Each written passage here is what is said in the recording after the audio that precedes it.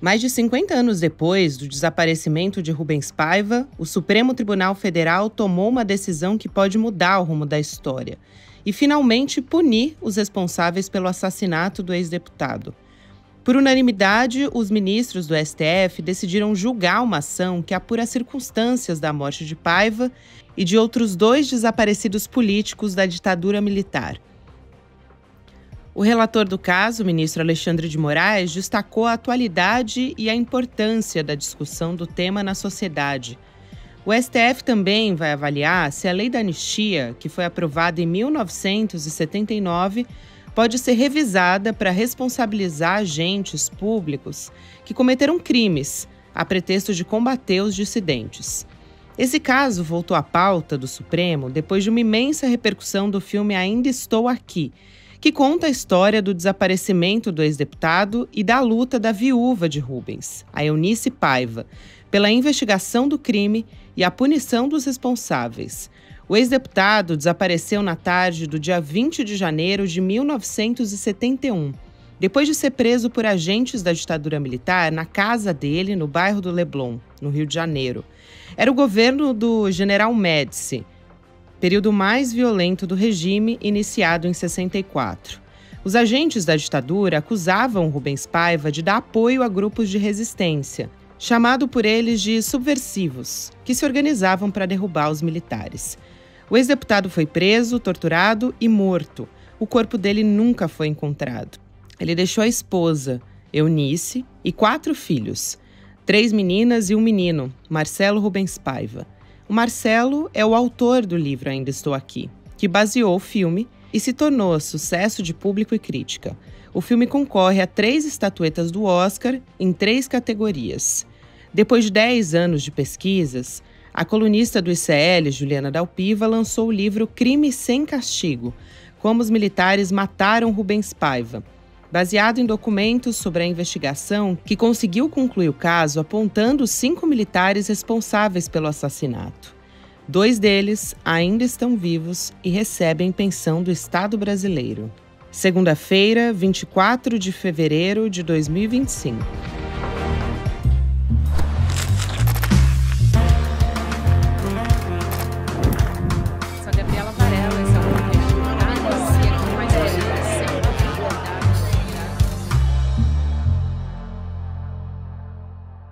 Olá, seja muito bem-vindo, seja muito bem-vinda. Eu sou a Gabriela Varelli, esse é o Videocast em Detalhes. E aqui, sempre com um convidado, uma convidada, a gente analisa uma temática, uma notícia importante do momento. Hoje eu vou convidar mais uma vez aqui, a gente já conversou com ela na semana passada, mas hoje o assunto é diferente. A Juliana Dalpiva, para conversar com a gente, ela que é colunista do islnoticias.com.br, também nossa comentarista no ICL Notícias. Ju, bem-vinda mais uma vez, seja muito bem-vinda. E vocês estão vendo, eu vou pedir para tirarem a tarja rapidinho, o novo livro da Juliana, que está aqui na mesa, fazendo parte do cenário hoje. O Crime Sem Castigo. Olha só, aqui, como os militares mataram Rubens Paiva. Então, eu já estou aqui fazendo a propaganda do livro, Ju, e te dando boas-vindas. Obrigada por, de novo, estar aqui com você no Em Detalhes. Sempre um prazer, ainda mais para falar desse trabalho pelo qual eu tenho tanto carinho. Tomou muito tempo da minha vida e tenho muito orgulho de poder dividir agora. Nesse momento, inclusive, que a gente está aqui na expectativa pelo Oscar da Fernanda Torres e do filme Ainda Estou Aqui, que contam, né, tão bem essa história. Segura só um minutinho, a gente já vai começar a entrevista. Convidar para participar com a gente no dia 25 de fevereiro, às 8 horas da noite, para uma conversa com a Juliana Dalpiva, o Marcelo Rubens Paiva e a Vera Paiva, além do Eduardo Moreira, que vão falar a respeito da história da família do ex-deputado Rubens Paiva, que foi morto durante o período da ditadura militar. A Ju também está lançando um livro a respeito dos bastidores desse crime, desse assassinato, que deixou marcas na nossa história, na nossa sociedade. Então, vai ser uma conversa sobre política, uma conversa também sobre a história dessa família. O Marcelo, você deve saber, também escreveu o livro que deu origem ao filme que está concorrendo ao Oscar, o Ainda Estou Aqui. Então fica o convite para você, participa com a gente em detalhesicl.com.br, garante a sua vaga, é gratuito o evento, mas você precisa se inscrever para participar. Então vem com a gente, fica o convite e agora sim a gente começa a nossa entrevista. Eu acho que é muito interessante você trazer para a gente por que você transformou, né, o caso do Rubens Paiva como o seu projeto de pesquisa, porque ele nasceu como um projeto acadêmico, mas, claro, a partir do seu trabalho como repórter. Então, eles dois se cruzaram, né, esses caminhos se cruzaram. Então, você trazer um pouco sobre como o ex-deputado Rubens Paiva surgiu na sua vida e esse projeto também, eu acho que é fundamental. Estava explicando aqui as teses, né, jurídicas, elas estão no livro, a explicação disso, né, de como essa luta que chega a esse episódio final do esclarecimento do crime em 2014 se dá. E essa batalha jurídica, então, né, no livro tem até cenas de julgamentos que eu acompanhei desse caso, em função dessas discussões. Eu já acompanho como repórter desde 2010 estes casos, de um modo geral, de casos de mortos e desaparecidos. Eu estudo essa área, eu pesquiso essa área, enfim, eu montei a minha biblioteca, eu fui estudar realmente todo esse tema, logo depois que eu fiz um intercâmbio na Argentina e entrei em contato com esse mundo da justiça de transição, do direito à luta pela memória, verdade e justiça. O exercício da justiça é isso que a gente está vendo aqui agora acontecer no Supremo. Vamos ver se ele vai ser completo ou se uma vez mais vai ser incompleto. E aí eu estava cobrindo a Comissão Nacional da Verdade, os trabalhos da Comissão Nacional da Verdade, produzindo as minhas próprias investigações. Eu me especializei, né, estudei e desenvolvi técnica e fui estudar academicamente também, como entrevistar militares que participaram desses horrores, porque é um diálogo difícil, porém avaliei que era necessário. Foi um trabalho também, aprendi muito trabalhando com um querido colega que é o Chico Otávio, com quem eu trabalhei no jornal O Globo, um grande repórter que fez várias matérias importantes também sobre diversos casos, inclusive sobre o caso do Rubens, e a gente trabalhou junto, inclusive na investigação do crime durante um tempo. E aí, numa entrevista que eu e o Chico fizemos com o Malhães em 2012, sobre a Casa da Morte de Petrópolis, que é um dos lugares que a ditadura criou para levar pessoas que eles sequestravam e torturar e assassinar e desaparecer, e o Malhães montou esse lugar, fica numa casa na região serrana do Rio de Janeiro, em Petrópolis, como eu estava falando, chama Casa da Morte, né, ficou conhecida assim. Só sobreviveu uma pessoa de lá, que é a Inês Etienne Romeu, que faleceu em 2015, mas ela sobreviveu àquele período, ela conseguiu sair com vida da casa. E aí, esse é um outro tema que eu pesquiso muito. No meio dessa entrevista com o Malhães, em que ele contava sobre os horrores que eles fizeram nessa casa, ele solta ali, meio que no ar, que ele tinha informações sobre o caso do Rubens Paiva. O caso do Rubens começa a se apresentar dessa maneira. Ao mesmo tempo, a Comissão Nacional da Verdade estava fazendo suas próprias investigações. Naquela época, um militar tinha procurado a comissão para contar que tinha visto a cena da tortura do Rubens, podia apontar quem eram os torturadores do Rubens, quem eram os responsáveis pelo DOI naquela noite. E aí isso permitiu que essas investigações avançassem. O Ministério Público Federal também estava com o caso aberto em investigação. E aí foi isso, Gabi, assim, uma peça sendo puxada pela outra. O Malhães, em 2014, num depoimento para a Comissão Nacional da Verdade, depois entrevista para mim e para o Chico, admite que participou de uma operação para ocultar o cadáver de vez do Rubens Paiva. Ele não participou do momento em que o Rubens, segundo ele, né?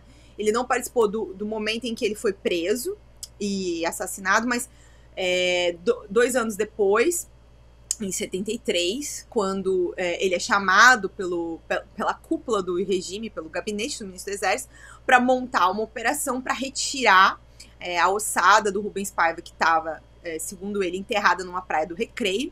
E pasmem aqui, quem está acompanhando a gente, essa é uma das coisas mais duras, violentas, horríveis de se acompanhar nesse caso, que é a maneira como eles foram tentando matar o Rubens Paiva várias vezes, para além do momento em que eles tiraram a vida dele. Eles promovem vários enterros clandestinos do corpo do Rubens Paiva, porque eles não podiam, né, entregar o corpo do Rubens Paiva assassinado. Ele saiu de casa na frente, né, dirigindo o próprio carro, deixou a mulher e os filhos que viram ele ser preso. Então tinham testemunhas de quem levou, como ele estava, como é que ele ia aparecer, né? Como é que a ditadura ia entregar o corpo dele todo violentado 24 horas depois. Então eles ocultam o cadáver. Mas tem esse horror, essa monstruosidade de promover vários enterros clandestinos ao longo de anos, inclusive. E o Malhães vai fazer a operação final disso, que é, segundo a viúva do Malhães, colocar num rio na região metropolitana no Rio de Janeiro. Você fala sobre a crueldade disso e não dá para deixar de trazer essa observação, porque é um crime que tem uma continuidade ao longo desses últimos anos e uma consequência, não só para a gente como sociedade, mas principalmente para a família. É um processo muito, muito violento. E, além disso, você descreve aí um pouco de como que foi, né, todo esse processo. E você também, como jornalista, barra acadêmica também, né, porque foi o seu projeto de pesquisa, auxiliou a juntar informações. Isso é muito importante também para a família das vítimas que estão nesse processo de tentar descobrir os restos mortais do Rubens Paiva. Até hoje não foram encontrados, né? Você falou sobre isso. O corpo foi enterrado mais de uma vez, enfim. Qual que é a importância do trabalho da imprensa nesse processo todo também, para tentar se chegar, né, a pistas, a encontrar uma resposta para isso? Gabi, acho que quando eu decido optar por um estudo de caso do desaparecimento do Rubens Paiva para minha dissertação de mestrado, essa escolha está ligada ao fato de ter sido o primeiro caso de homicídio que dá entrada na Justiça Federal. Então eu imaginei que eu ia conseguir ver esse desfecho e, ao mesmo tempo, contar essa história do início, desde 1971. Ou seja, como foi que se montou esse quebra-cabeça que permite a gente chegar a esse desfecho do julgamento, saber quem são os assassinos. E aí eu percorro, né, são documentos, entrevistas de pessoas desde 1971, que participaram de alguma maneira para o esclarecimento desse caso. E aí a primeira pessoa, por óbvio, né, quem não viu o filme ainda veja, que é o Ainda Estou Aqui, que conta a história do crime, mas também conta a luta da Eunice Paiva, que é a viúva do Rubens Paiva. É ela, né, a liderança maior de todo esse trabalho de esclarecimento. E a Eunice, ao longo dos anos, vai fazer inúmeros movimentos no Conselho dos Direitos da Pessoa Humana, pelo esclarecimento do crime, pela investigação do crime, lutando contra a mentira que foi colocada pela ditadura. Porque, como eu falei aqui, eles fizeram a ocultação de cadáver e publicamente eles mentiam, dizendo que o Rubens tinha fugido. E eles formalmente sustentaram nos processos essa desculpa durante décadas. A primeira investigação formal que a Eunice consegue finalmente abrir só no governo Sarney, já em 86. O Rubens desapareceu em 71, foram 15 anos. Então, é muito tempo. Junto com a Eunice, foi muito decisivo o trabalho de alguns colegas jornalistas para justamente conseguir peças, investigar. E tem um trabalho muito importante do Fritz Utzeri e do Heraldo Dias no Jornal do Brasil, em 78, que, assim, eles fizeram um pouco de tudo que eles puderam, assim, avançando até nesse papel de jornalista, né? Eles Muito escavaram, mais. eles mediram, e para demonstrar a farsa. Para quem não acompanhou aqui as outras entrevistas, a farsa da ditadura era dizer que o Rubens tinha fugido durante uma diligência no Alto da Boa Vista, que é uma estrada aqui no Rio de Janeiro, na Zona Norte. E aí, isso é mentira, mas eles levaram lá um fusquinha, tacaram fogo, fizeram um tiroteio, fizeram uma ceninha. Eles demonstraram na reportagem que aquilo era uma grande mentira, não tinha como. E fizeram isso de maneira objetiva, né? mediram os postes, pegaram o laudo e desmontaram o laudo de perícia que foi produzido. E um outro dado muito importante é que esse documento que é produzido na época, que é uma sindicância, para justificar essa fuga, o Rubens fugiu, a gente fez até aqui uma perícia, um negócio aqui para mostrar para vocês que a gente apurou o que aconteceu. Era assim que a ditadura lidava com a fuga do Rubens Paiva. E esse documento acaba sendo um documento central para a investigação, porque ele aponta tanto quem estava no DOI naquela noite, como os envolvidos do crime e as principais testemunhas do caso. Anos depois, quando é permitido fazer uma investigação séria, chamar as pessoas que são citadas nesse documento, você consegue avançar nessa investigação por causa disso. Não pelo que está escrito pela versão mentirosa, mas pelos nomes citados. Isso é uma coisa muito difícil na maioria dos casos de desaparecidos. Não tem documentação nenhuma sobre o dia do desaparecimento. Então você não sabe quem são especificamente os torturadores responsáveis pelo assassinato. Às vezes tem testemunha da hora da tortura, às vezes não. E também eles usavam codinome, às vezes as pessoas estavam de capuz. Essa identificação ela é complexa.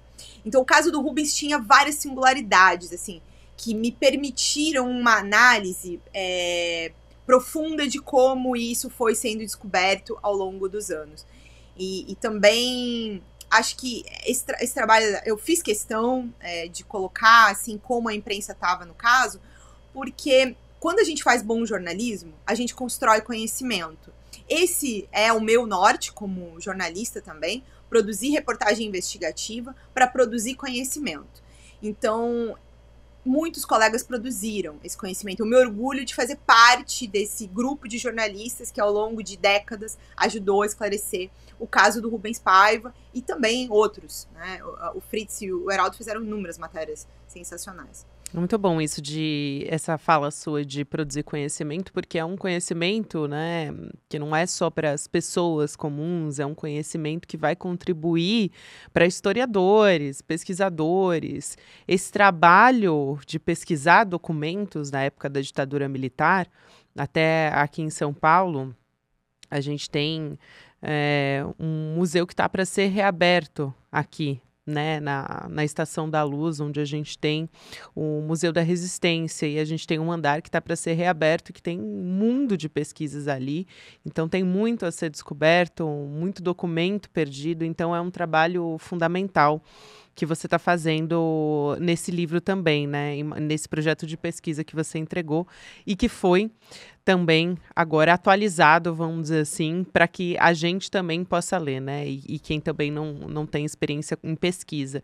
E também todo esse processo de coleta de informação e de jornalismo e de entrevistas, você tem histórias, enfim, histórias que talvez tenham te impactado mais, histórias que são curiosas, então eu queria que você trouxesse algumas dessas histórias, desses bastidores do jornalismo investigativo e da apuração. Eu acho que as pessoas têm muita curiosidade de acompanhar e muitas delas não vão para as páginas dos livros, né?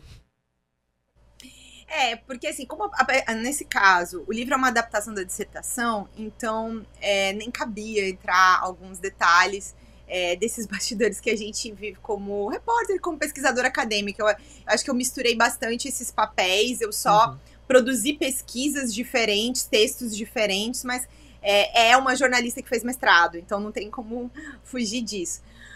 Eu vou lembrar aqui para a audiência do Em Detalhes um episódio que demonstra a falta de glamour, tá, para o jornalismo investigativo, porque as pessoas acham que é muito glamouroso, não é, tá, gente? Na maioria dos Spoiler. Dias não tem glamour nenhum.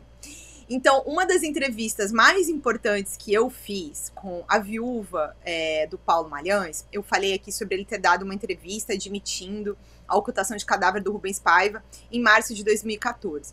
Aí, um mês depois dessa entrevista, que também, né, ele deu uma entrevista para mim numa quarta-feira, na semana seguinte ele prestou um depoimento para a Comissão Nacional da Verdade, um depoimento que tá no YouTube, quem quiser assistir, tá? É bastante duro, mas é um relato importante, necessário. E aí, em seguida, em abril, ele foi alvo de um assalto em casa e acabou morrendo. E aí, depois do crime, e aí, gente, esse assalto de fato não teve a ver com as revelações que ele fez. A polícia chegou concretamente aos assaltantes, que eram ali vizinhos na Baixada Fluminense. Ele vivia num lugar ali no interior de Nova Iguaçu bastante violento, onde tem vários grupos organizados, criminosos. Então, não teve uma relação direta com o crime. Mas a viúva do Malhães, que era a Cristina Malhães, ela me deu uma entrevista, não me lembro exatamente agora se foi uma semana ou duas depois do crime, num dia em que eu fui até lá conversar com ela, porque ele voltou atrás, né, nas declarações dele. Ele deu uma entrevista dizendo que tinha feito a ocultação de cadáver e no depoimento para a Comissão Nacional da Verdade ele recuou, dizendo que ele tinha criado essa história de que não era verdade. E aí, quando a gente foi conversar sobre o crime, sobre o assassinato do Malhães e tudo mais, eu fui lá e pergunto para Cristina, mas olha só, ele falou sobre isso várias vezes, né? Eu preciso te perguntar se você tem alguma informação, se você sabe alguma coisa sobre isso. E aí, Gabi, a gente estava no sítio dele lá em Nova Iguaçu, que assim, era um sítio relativamente, assim, não era grande, mas tinha um jardim bastante confortável, assim. A gente estava na área da frente da casa e eles tinham um cachorro muito grande, assim, sei lá, era quase um lobo, de tão grande que era aquele cachorro. E aí, aquele cachorro tava solto naquele dia, a gente estava conversando na área da frente da casa. Em determinado momento, quando ela tá justamente me contando, não, essa história do Rubens Paiva, ele contou várias vezes aqui pra mim durante anos. Ele sempre disse que ele jogou o corpo do Rubens Paiva no rio. Então, ela tava admitindo que assim, o depoimento dele era real, ele tinha recuado, sei lá por quê, quando tudo aquilo teve visibilidade, mas era real, ele de fato fez aquela operação. E ele guardava até documentos do Rubens Paiva em casa. E aí, voltando à cena, né, a gente tá ali na área, conversando na frente da casa, e quando ela tá terminando de me contar isso, eu só vejo no fundo, assim, o cachorro vindo. E assim, ele vinha meio devagarinho, mas ele era gigantesco, ele já tinha mordido umas pessoas naquela semana, de pessoas que tinham chegado lá pra investigar o crime. E aí, gente, assim, eu respiro fundo, desespero, olho pra ela e falo, meu Deus, o que a gente faz agora? Ela assim, ele vai vir aqui, você deixa ele te cheirar, eu vou abrir a porta da sala e entrar com ele pra dentro de casa. A hora que eu fizer isso, você vai correndo pra dentro do carro e não olha pra trás.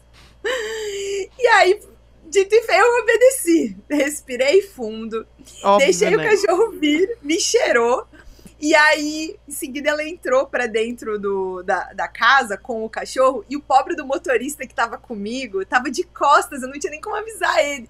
Então, a hora que ela levanta e entra em casa e eu levanto da cadeira e vou correndo em direção ao carro, eu saí gritando pro motorista, abre a porta do carro, abre a porta do carro. E aí a gente entra correndo dentro do carro pra sair dali. E assim, foram segundos, porque em seguida o cachorro veio atrás mesmo, entendeu? Meu Deus, ele veio. Então, e ele assim, mordeu algumas pessoas, tá? Eu fiquei com essa informação retida aqui. Pessoas que estavam fazendo ali, a polícia que estava investigando o crime do assassinato do Malhães, né? Então, nossa, assim, foi um dos momentos mais tensos que eu vivi. Agora de dar risada aqui, né? Porque é tragicômico essa situação. Mas, assim, ser repórter... O cachorro tava a serviço ali do... do crime, tava a serviço do crime. Então, assim, tem vários momentos que não há nenhum glamour em ser repórter. Ai, Jo, é muito bom isso. Assim, até porque era uma entrevista muito tensa, né? É um assunto muito denso. Enfim, não tem, né, nenhum tipo de cena que você possa imaginar que seja, mas nesse caso é tragicômico, né? Porque você podia, inclusive, ter sido mordida por ele. Foi uma entrevista num sábado de manhã, Gabi. Assim, eu me ofereci para um plantão extra para poder ir lá num dia que a viúva podia me receber, conversar e tal, com calma. E ela rendeu uma matéria super importante. E depois ela também teve que prestar depoimento do Ministério Público Federal sobre isso, até para o fecho, né, do caso, que foi apresentado pelo MPF à Justiça Federal. Olha só, a operária, a coitada da operária da notícia quase levando por se oferecer para trabalhar num plantão. Ju, a gente chegando aqui ao final, eu quero aproveitar para trazer aqui para nossa audiência mais uma vez, lembrar todo mundo de se inscrever para assistir a conversa que você teve com a Vera Paiva e com o Marcelo Rubens Paiva, que é o autor do livro que deu origem ao filme também, Eu Ainda Estou Aqui, que você vai estar aqui com a gente nessa terça-feira, dia 25 de fevereiro, 8 horas da noite. Eu queria que você aproveitasse para contar algum trechinho dessa entrevista, enfim, trazer um pouco para a gente do que as pessoas vão encontrar quando elas assistirem. E a Ju vai estar ao vivo aqui no ICL, junto com o Eduardo Moreira, junto também trazendo os trechos dessa entrevista e contando bastidores que muita gente também ainda não sabe, né? Que foram revelados pela primeira vez nessa conversa. Gabi, foi um encontro lindo. A gente gravou uma entrevista bastante longa com eles para passar por todos esses episódios ao longo dos anos, relembrar como era a Eunice Paiva, como ela enfrentou todo esse caso, a própria luta dos filhos junto com a mãe pelo esclarecimento. Então, o Marcelo, por exemplo, relembra o episódio em que ele pressionou o presidente Fernando Henrique Cardoso, em 95, para que a lei de mortos e desaparecidos fosse finalmente criada, porque até então, até 95, o Estado brasileiro sequer reconhecia a existência de desaparecidos na ditadura. E aí o Marcelo conta como é que foi essa tensão, ele e a mãe, para fazer uma carta, para cobrar publicamente o Fernando Henrique, que não queria fazer nada sobre essa área naquela época, pressionado pelos militares. Então, esse é um dos bastidores que eu trago, que vai estar nessa conversa. E quem não se inscreveu ainda, vai lá, chega junto, né? É em detalhesicl.com.br. Detalhes.